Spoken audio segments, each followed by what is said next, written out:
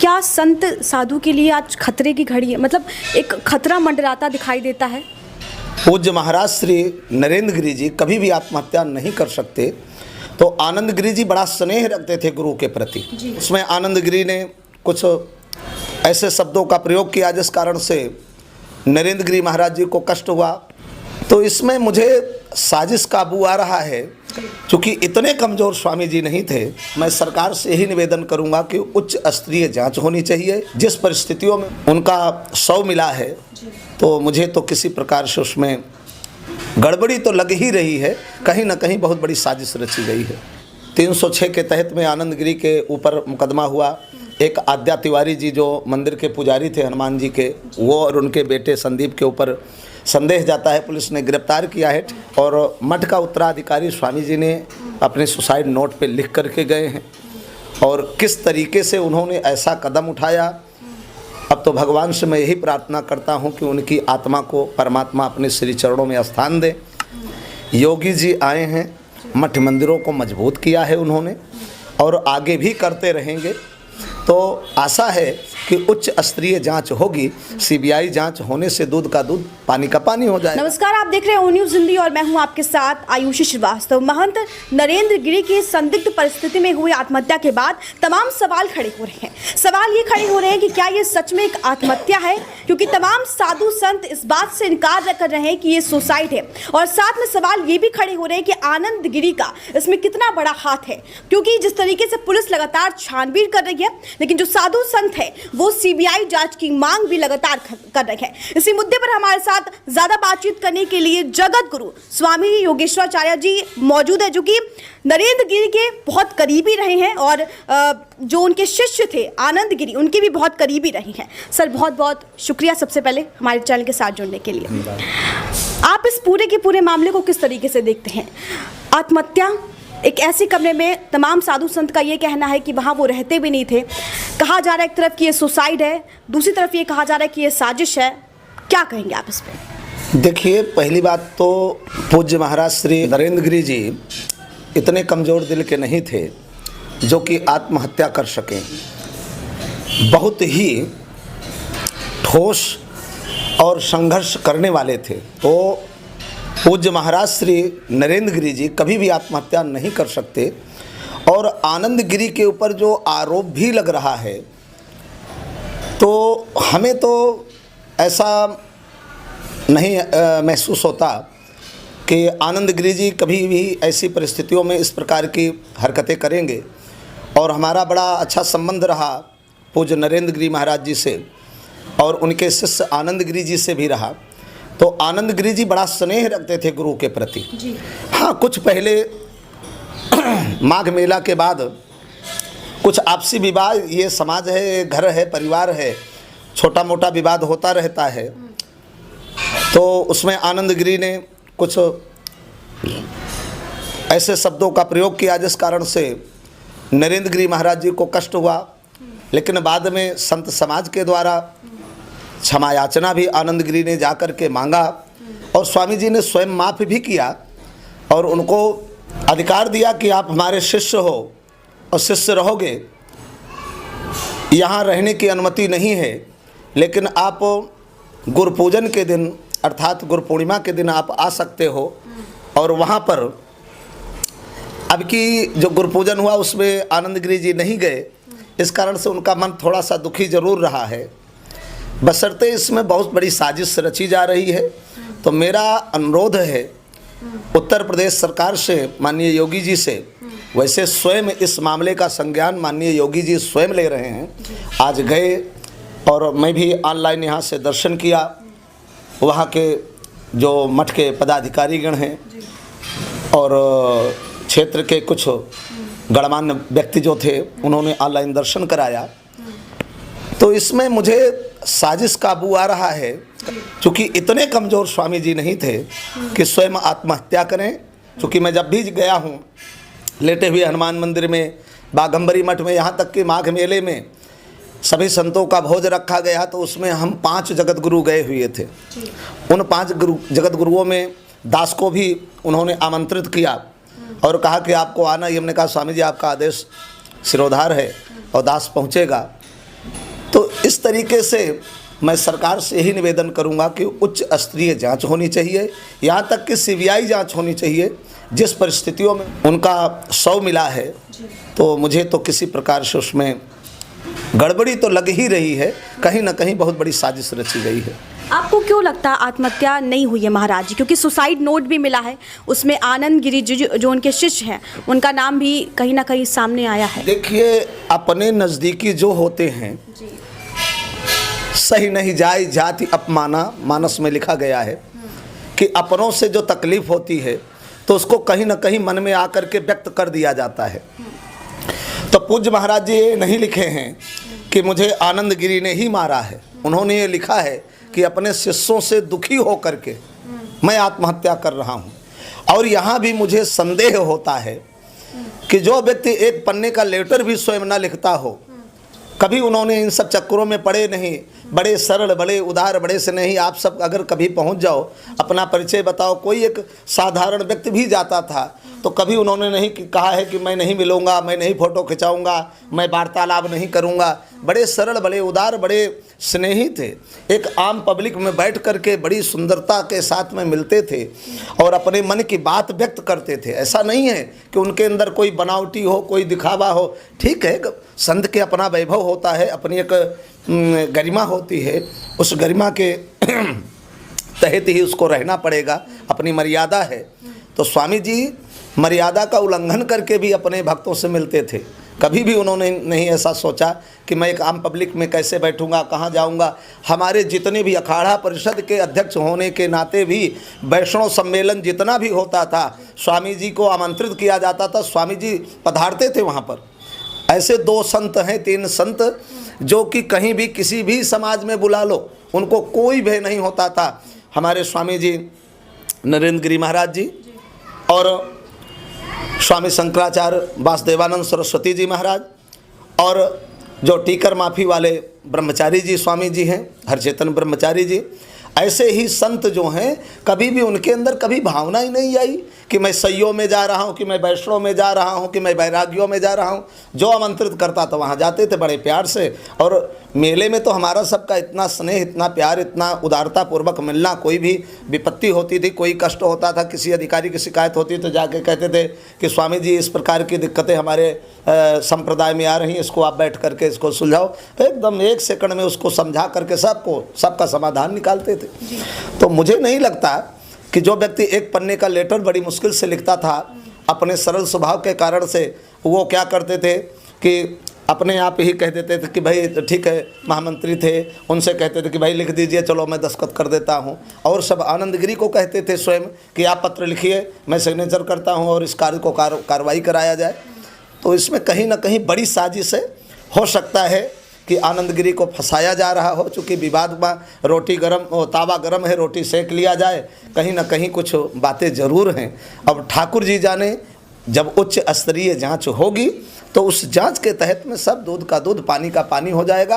हाँ, इतना मैं ज़रूर कहूँगा, कोई भी अगर अपराधी है तो उसे क्षमा करना नहीं चाहिए, उसको दंड मिलना चाहिए। जी महाराज जी, आप बहुत करीबी रही उनके। आज पुलिस ने जब दरवाज़ा खोला तो दोनों तरफ से दरवाज़ा बंद था, उनकी जो बॉडी है वो लटकी हुई मिली। कहा जा रहा है कि वो उस जगह पर रहते ही नहीं थे, तो वहाँ पर बॉडी कैसे पाई जा रही है? ये सवाल खड़े हो रहे हैं। देखिए, मठ उनका है, मंदिर उनका है, कहीं भी स्वतंत्र हैं, पर स्वतंत्र सर पर नहीं कोई, उमा राम गत लखे न कोई। मेरे मठ में हम किसी कमरे में कभी भी कहीं भी जा सकते हैं। अब यहाँ पर उन्होंने लिखा भी है कि किसको एक वसीयत के टाइप में उन्होंने पूरा नोट लिखा है।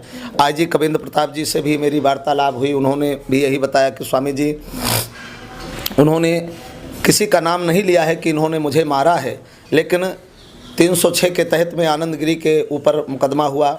एक आद्या तिवारी जी जो मंदिर के पुजारी थे हनुमान जी के, वो और उनके बेटे संदीप के ऊपर संदेह जाता है, पुलिस ने गिरफ्तार किया है। ठीक है, कोई दिक्कत नहीं, गिरफ्तार करे, पूछताछ करे, और अगर अपराधी हैं तो उनको दंड भी मिलना चाहिए।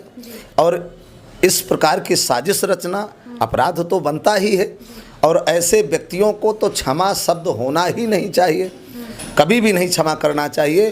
कोई भी हो, चाहे उनका परिवार ही खास क्यों ना हो, इतने उदार थे, अपने किसी शिष्य को उन्होंने नहीं छोड़ा है जिनका घर परिवार ना बना दिया हो, जिनको उचित व्यवस्था ना दे दिया हो, रहने की खाने की व्यवस्था बहुत सुंदर से, कभी उन्होंने धन का मोह नहीं किया है।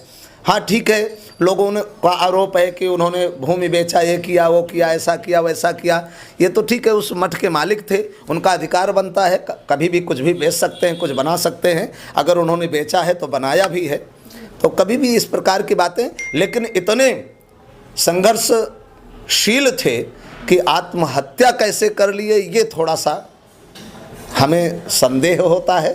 तो सरकार से निवेदन है, आदरणीय प्रधानमंत्री से, आदरणीय मुख्यमंत्री योगी जी से, कि इसकी उच्च स्तरीय जांच हो और जो भी अपराधी हो उसको सज़ा मिलनी चाहिए। महाराज जी, कहा जा रहा है कि ज़मीन को लेकर भी विवाद चल रहा था, मठ को लेकर भी विवाद चल रहा था, क्या उसमें वो मामला था? इस पे तो बहुत ज़्यादा मैं कुछ नहीं कह सकता। ठीक है, उत्तराधिकारी सबके बनते हैं, सभी मठों के बनते हैं, कोई अंत समय में बनाता है और कोई शुरू से ही अपने मठाधीश को या अपने उत्तराधिकारी को प्रमोट करता है। तो सबकी लालसा होती है कि संपत्ति का मालिक मैं ही बन जाऊं, स्वार्थ लाई करें सब प्रीति, सुर नरमन की याही रीति, संसार की ये रीत है, स्वार्थ बस संसार जीवित है। तो इस बारे में तो मैं बहुत ज़्यादा नहीं कह पाऊँगा कि किसकी ऐसी दृष्टि रही कि जो मठ को पाने के लिए ऐसा दुष्कर्म किया। तो ये अपराध अक्षम्य है और अपराधी को दंड मिलना चाहिए, कोई भी कैसा भी हो। और मठ का उत्तराधिकारी स्वामी जी ने अपने सुसाइड नोट पे लिख करके गए हैं, और किस तरीके से उन्होंने ऐसा कदम उठाया, अब तो भगवान से मैं यही प्रार्थना करता हूं कि उनकी आत्मा को परमात्मा अपने श्री चरणों में स्थान दे और वैकुंठवासी बने रहें, उत्तम सद्गति प्रदान हो। और यही सभी से आग्रह है कि भगवान से प्रार्थना करें कि उनके आत्मा को शांति प्रदान हो। मठ मंदिर के लिए जो भूखा होगा, जो स्वार्थवश जुड़ा होगा, कहीं ना कहीं तो कुछ अपराध है। अब किसने किया, कैसे किया, तो जांच के बाद ही पता लगेगा। महाराज जी, सवाल इसलिए उठ रहे हैं आनंद गिरी पे क्योंकि एफआईआर भी पहले उनके खिलाफ हो चुकी है और वो सपा में भी रह चुके हैं, मंत्री रह चुके हैं वो सपा में भी, तो कहीं ना कहीं सवाल भी उठ रहे हैं उनको लेकर। इसको आप किस तरीके से? देखिए, स्वयं स्वामी नरेंद्र गिरी जी भी अखिलेश के बड़े करीबी रहे हैं जी।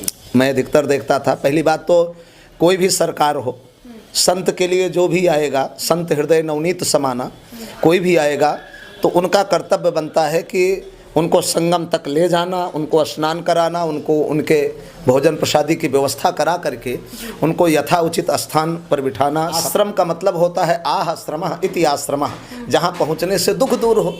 तो स्वामी जी का स्वभाव था, सरल उदार थे वो, तो जो भी जाता था। अब मानिए योगी जी जब भी जाते थे तो मैंने देखा है कि जब भी वो गए हैं तो उनके साथ हो, उन्होंने संगम तक गए तो उनको न भाजपाई कहा जाए, न सपाई कहा जाए, न कांग्रेसी कहा जाए, न बसपाई कहा जाए। तो कोई भी संत है वो किसी पार्टी का नहीं होता, वो अपने हिंदू समाज का होता है। और महाराज जी ने हमारे सनातन संस्कृति के लिए बहुत कुछ किया है। दिव्य गुरुकुल का उन्होंने निर्माण किया, गुरुकुल पहले से चलता था लेकिन उसको विस्तार किया उन्होंने।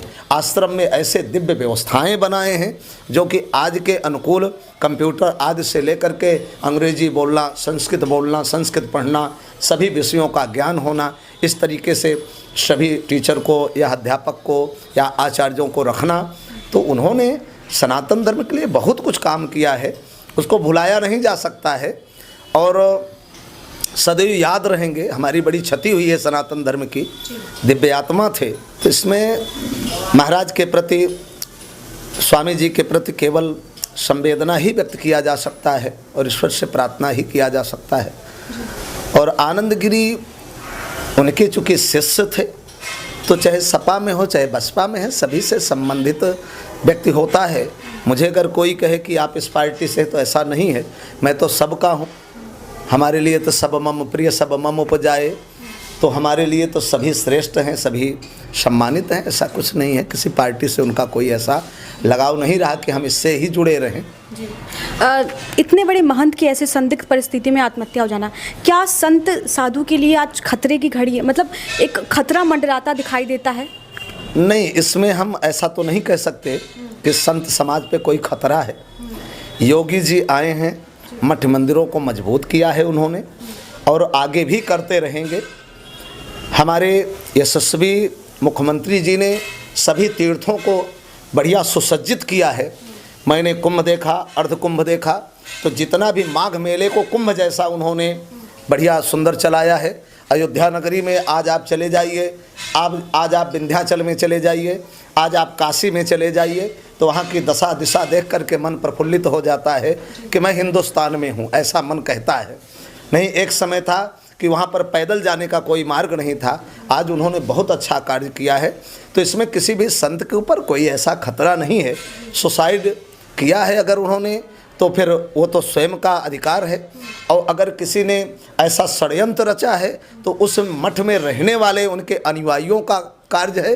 तो इसमें कोई भी घर का भेदी लंका ढहे, रावण का वध कराने के लिए विभीषण बहुत ही थे, तो इसमें कोई नहीं, मैं ये नहीं कह सकता कि हाँ कौन इसमें अपराधी है, लेकिन इसका उच्च स्तरीय जांच हो, दंड देना चाहिए, कोई भी अपराधी क्यों ना हो, चाहे आनंद गिरी हो, चाहे कोई उनके मठ का पुजारी हो, चाहे उनका बहुत करीबी हो, यहाँ तक राजनीतिक हो या किसी भी प्रकार का व्यक्ति क्यों ना हो, उसको दंड मिलना चाहिए। लेकिन जहाँ तक संदेह जाता है कि आनंद गिरी जी ऐसा अपराध नहीं करेंगे, उनको भगवान की तरह श्रेष्ठ स्थान देते थे नरेंद्र गिरी महाराज जी को।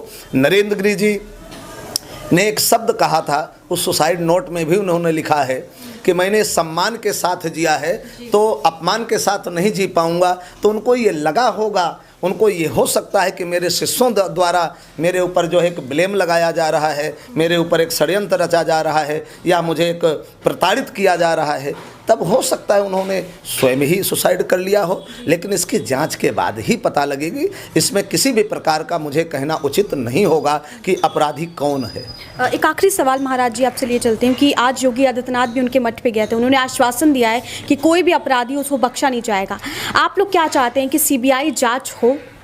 देखिए, उच्च स्तरीय जांच में चाहे सीबीआई जांच हो, चाहे आप शासनिक प्रशासनिक जांच हो, लेकिन इसका सही निर्णय होना बहुत आवश्यक है।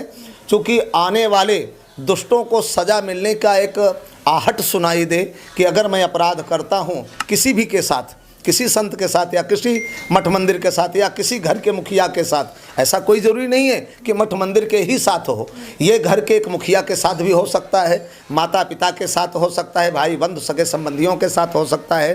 तो इस तरह की धारणा रखने वाले दुष्टों के साथ जो भी हो, उनको दंड जब मिलेगा तो उनको लगेगा कि ये सरकार जो है किसी को बख्शने वाली नहीं है, किसी को क्षमा करने वाली नहीं है। तो इसलिए माननीय योगी आदित्यनाथ जी से, चूँकि एक स्वयं संत हैं और इतने उदार हैं, इतने सरल हैं, आज हमारे दादा गुरु परम पूज्य श्रद्धेय अनंत श्री विभूषित श्रीमद जगत गुरु रामानुजाचार्य स्वामी श्री वासुदेवाचार्य विद्याभास्कर जी महाराज की कथा गोरक्ष पीठ पर ही चल रही है। वर्तमान में आज पंचम या षष्ठम दिवस है।